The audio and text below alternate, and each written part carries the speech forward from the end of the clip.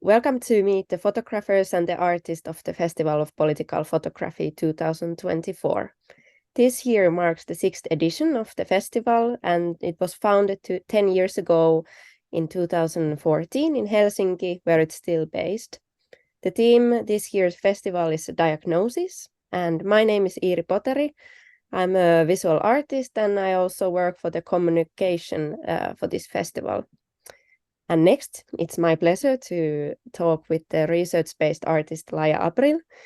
And we are going to talk about Laia's work on mass hysteria, which is going to be a part of the Festival of Political Photography 2024.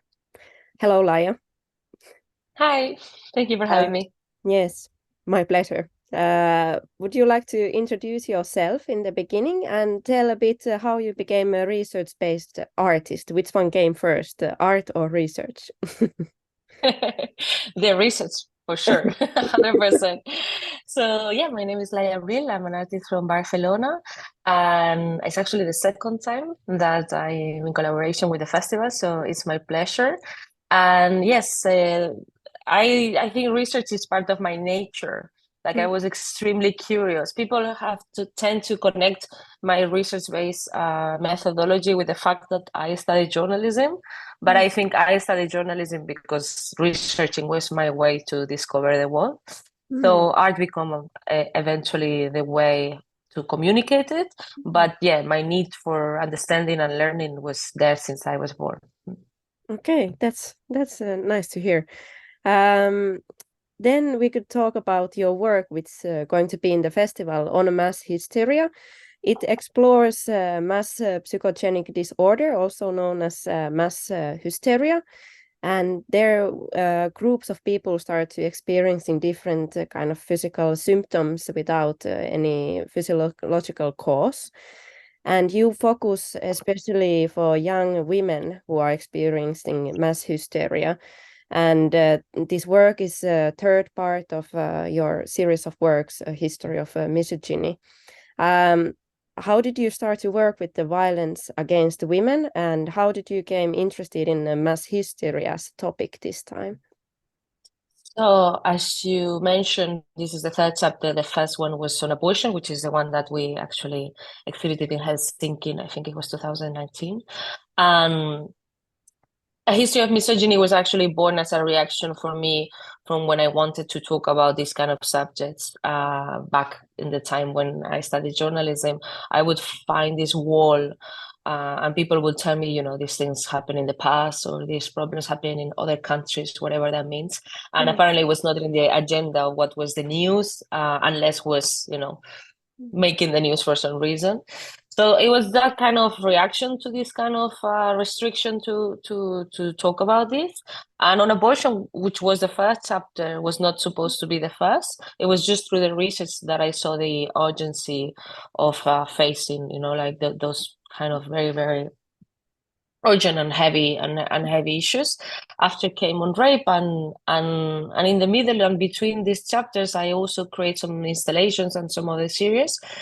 This one was menstruation myths, and where I was obviously researching and working on the subject of how menstruation and periods are taboo still nowadays in our society.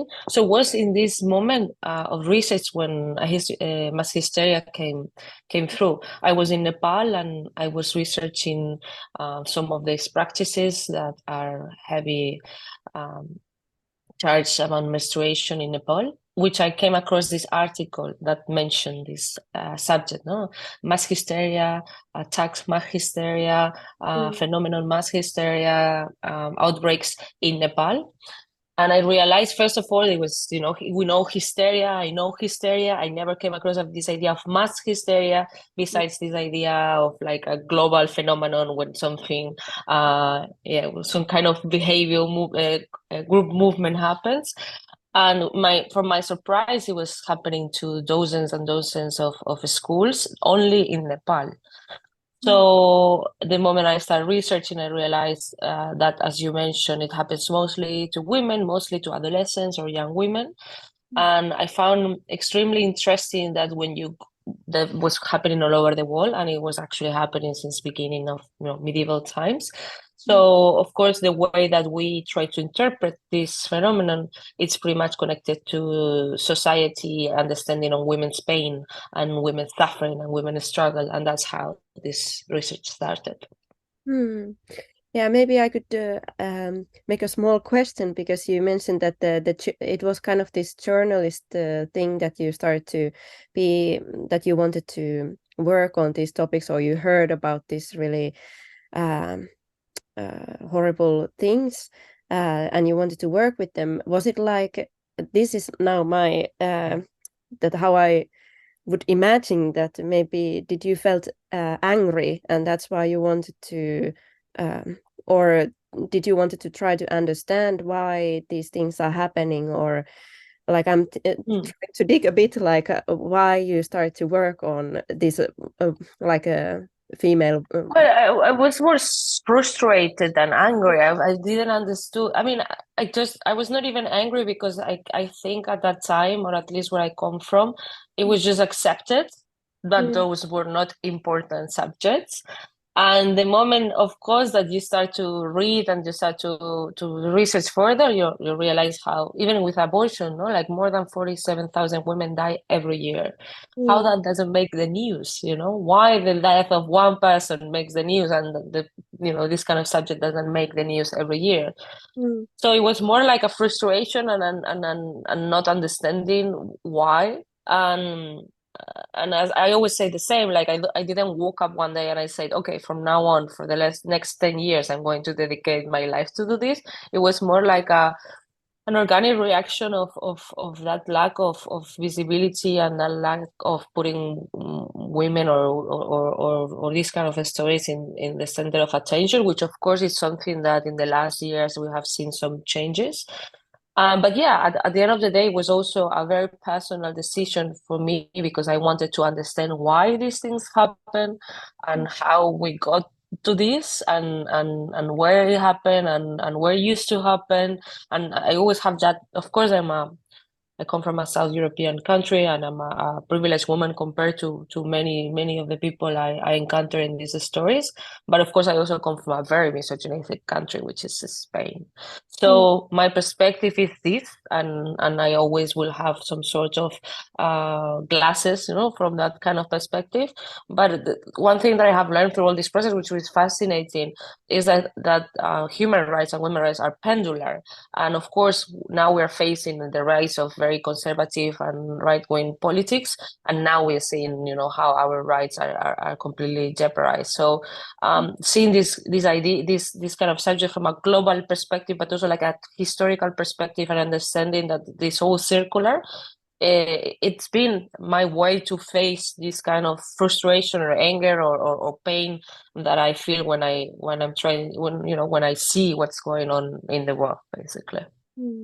Okay, yeah, that's really opening, because maybe, yeah, I will go a bit later for kind of the Sure. feelings that arise for me from this work, but I think this trying to understand, and maybe understanding in the form that you are working, it's like a way of also putting it out and telling about it.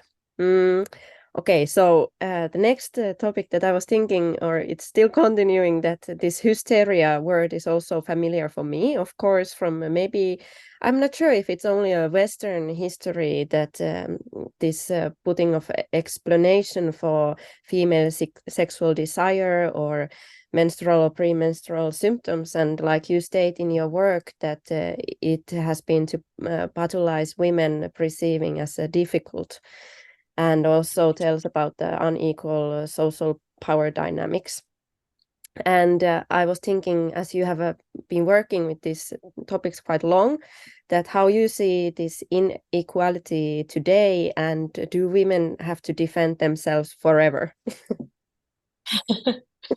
Well, I mean, yeah, like the most vulnerable communities, not vulnerable as people, but vulnerable in terms of rights, they're always going to be under attack, when we have this sort of situations. We see it in war, we see it in the rise of right-wing politics, and I think yes, honestly, it's not a pessimistic perspective, because I do appreciate and value many of the improvements, no? But the thing is, the fragility of these rights, it's so they are so fragile, and then tomorrow these rights could easily disappear, as we can see in the States, and we've seen, lately everywhere.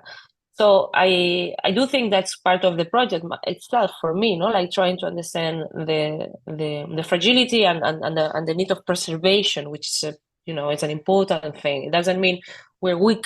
It doesn't mean we have to be protected. I think the rights need to be protected in general for everybody. One thing that people, of course, I understand it's complex, not to see my work, because it's there's a large body of work, but even if they are under the same umbrella of a history of misogyny, every chapter, every project has a different intentions. Like on abortion is for me very different than on rape, and extremely different than the latest one, which is mass hysteria. Mass hysteria, which already is a complex subject, because hysteria is already a complex subject. It's a cul-de-sac of many things, and depending on the moment of history we look at it, it's very different. But I'm not even talking about hysteria, I'm talking about mass hysteria, which is its own different phenomenon. And if I have to say one sentence of what's important for me to take out from this project, it's like trying to again switch the focus, which is something common in my projects. In this case, how instead of putting the pressure on in the individual and the responsibility of our own psyche and our own illnesses and our own trauma and our issues, how society can actually make us sick. When we look, the project is about the way society interprets these mass hysteria phenomenons, and psychology, often our contemporary psychology, has this tendency to think about the individual responsibility, the individual traumas. And if we switch a little bit the focus and we realize how society, how racism, how misogyny, how oppression can literally make you physically sick. I mean, I'm not even talking about mentally sick, which we know it happens, but it can actually affect our bodies, which is obviously connected. So this is a premise, like the first idea of the project. But yeah, this is a multi-layered, quite interesting and fascinating phenomenon. But of course, that talks about female oppression globally and historically. Yeah. Yeah, and I'm curious to hear also that as your work is like intertwining psychology, anthropology, medical history, and sociology with art, that what is your experience of bringing these topics into the art context and in the exhibition format? It's fascinating. I mean, for me, it's of course those elements are always in my previous chapters, especially more medicine and law and politics of human rights. But in this particular chapter, I work much more closer with anthropologists and with psychiatrists and sociologists. And actually, what the project is about. The project is visualizing the perspective of anthropology, the perspective of psychology, the perspective of medical biology perspective, no? And I'm not saying what's right and what's wrong, because of course that's not for me to say. But I did have took as my closest opinion one of the theories. And one of the theories of this mass hysteria outbreaks is that it could be a proto-language of protest. So unconsciously, our bodies, protest in our behalf when it's not possible. I always make the same example. One of the cases is in Cambodia, and I research about the faintings that happen in garment factories, in the factories where they create Western clothes, and of course in terrible situation of like working rights. So we have these women fainting in groups even of 100, like up to 2,000 women fainting every year in Cambodia for the last decade, which is an incredible phenomenon that we don't pay attention. And of course, if there were men in the factory, probably they would, they would protest, they would fight, they would physically react in the way that we understand that kind of protest. And instead, these women are just like shutting down. And this is one of the theories, and doesn't have to be the only theory, or could be the best theory, but it is a fascinating theory to me, like how we are not, when we are not allowed to protest because of social and education or even, you know, oppression that these women are going through, our body says, okay, we stop it here, no? So this is a perspective that for me, it's the most relevant in the project, but of course it shows other perspectives, even the most misogynistic one that often we see through the media, and of course they are also very present in all the reports that we found historically. Yeah. And then, like, if you now, when I heard that you have background in the journalism, like, why you make an exhibition but not a column, like, or a news article? What do you find something really that actually art space can provide better than like a report or? This was honestly, again, a very organic journey that took me there. Like I was not connected to the arts at all. I mean, we can argue how much photography or writing belongs also to the creative or arts, but of course in journalism school it's a very different way to approach. You know, it was these two elements. One, the one I mentioned about them not being interested in these stories. For a long time. I always say the same story, but I remember a photo editor telling me that I should try to pitch these stories to female magazines, you know, like Vogue or Marie Claire, because that's the kind of target interested on this.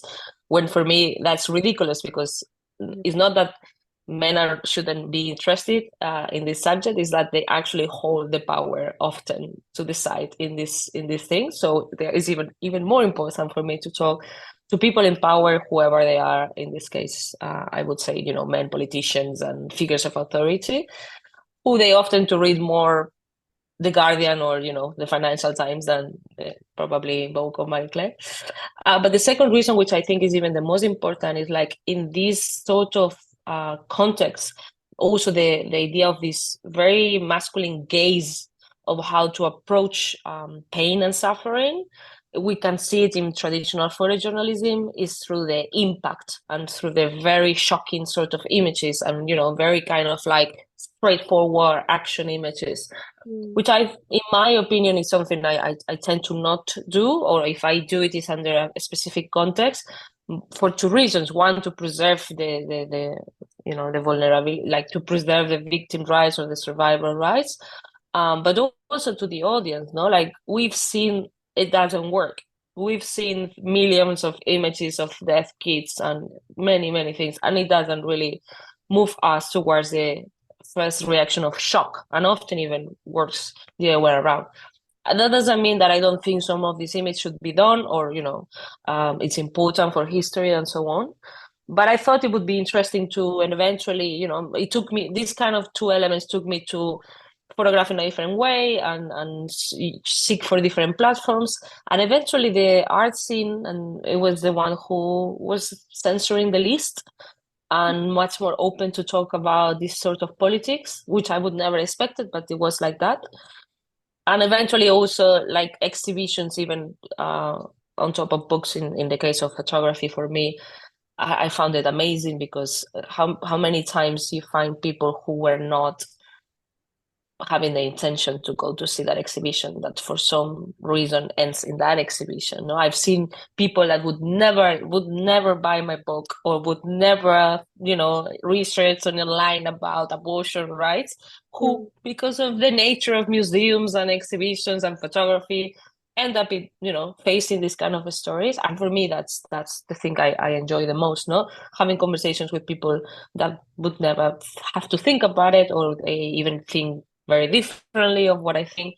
And yes, that's how things ended. And then I adapt as my persona this idea of role as an artist and research based art, and you know, it also really fits the way I see the world, and that's how I end up. But I would have, if you asked me 20 years ago, that I've never expected I would be in this kind of situation. Okay. But and I do work with journalists, and I really appreciate good journalism, and I have very good photojournalistic friends who do incredible work. But I also think we're only one piece of a big puzzle, no? And everybody functions in a different context. It's like when people try to say, oh, you do activism. I don't do activism. Like, that's a different job. And that's a very important job, which is not my job. And I don't like to take these words, like, I think they hold a responsibility, these kind of labels. So I do believe art also holds a very important responsibility, which is precious, but it's responsibility. I'm not a doctor, I'm not a historian, I'm not a journalist anymore. So yeah. Yeah, that's very interesting, I think, to hear that you were kind of guided to go to the kind of magazines meant for female readers. And I think in that sense, like actually exhibitions, even though sometimes I think exhibition has a really specific audience, but when you kind of get your work into the museum context, then maybe your audience is more wide, and actually you can read much viable audience that maybe a female magazine would have, actually.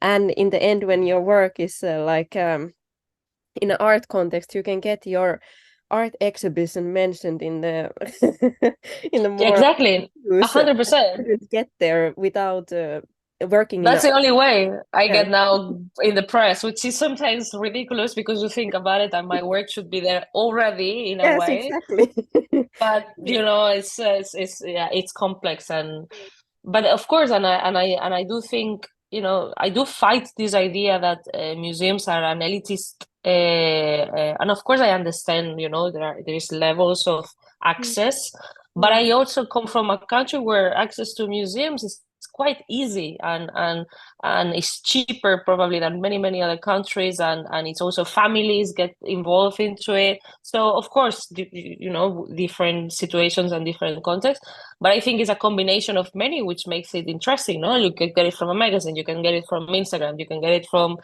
a book. Of course, the experience is different, but I think nowadays, in a way, information is more democratic than ever. So Yeah. Okay, then I will go a bit further. That we a bit touched this representing violence, and I wanted to talk about it. You were talking about that in the news, like, or maybe a more male gaze way is to actually put these horrible images in front of you, and then it's like emotionally heavy in that way. But I also felt well, I haven't experienced your work because I think it's quite installation and actually experience based work. And but even though when I have get familiar with it, it felt quite heavy emotionally. But then your way of working is like archival and a bit kind of poetic, I would also say. And I was curious that how you feel to work with this kind of emotional heavy topics, and what you wish that the exhibition visitors would learn or get from your works. I mean, of course, the stories and the subjects that I approach are really are very heavy, and when I try to avoid that kind of representation, I don't mean that I'm being, I'm patronizing the audience. I believe audience is adult, and like they can handle it. That's what unfortunately the times we live on, and it's life. But I do also want them to be able to experience a journey that is not impossible, and that they get to the end of it, and I myself use myself in a extreme empathy exercise, imagining how that would be for the audience, and I try to make it as interesting as possible. I wouldn't say pleasant or pleasant or not, but interesting. And in this particular project, it is probably the one that it's more, in this particular exhibition, it's a slightly more abstract, and I think the physicality, as you mentioned, is getting even more and more important, because of course we have audio, and then we have these rooms where you get inside, and then the different installations are designed and meant to be live in a very particular way, no? So for me, space is obviously part of the artwork, no? And even like in the previous work with on rape, the fact that the dresses were in real size and the room where you were in the middle and the room was, you were facing the different people represented by those dresses. For me, that's a way to um put society ourselves, it's a way of accountability for society to be part of the problem. So in this one, it's also similar. Like, we get inside of those rooms and we try to get empathetic with these people who we don't understand why they react this way.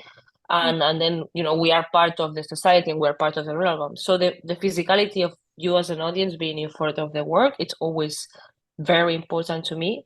It's also free for them, because even more free this time, because sometimes there's a lot of text and a lot of guidance on what to discover. And as you say, maybe this time it's more poetic or more abstract or more evocative, in the sense that, okay, I give you these parameters and you reflect on them, but it's completely up to you, which is something it's difficult for me. And coming from journalism even more, not to try not to tailor information to the right perfect sort of fact, but that's also beautiful, not to be able to evolve, and of course you never know, tomorrow another project could be different.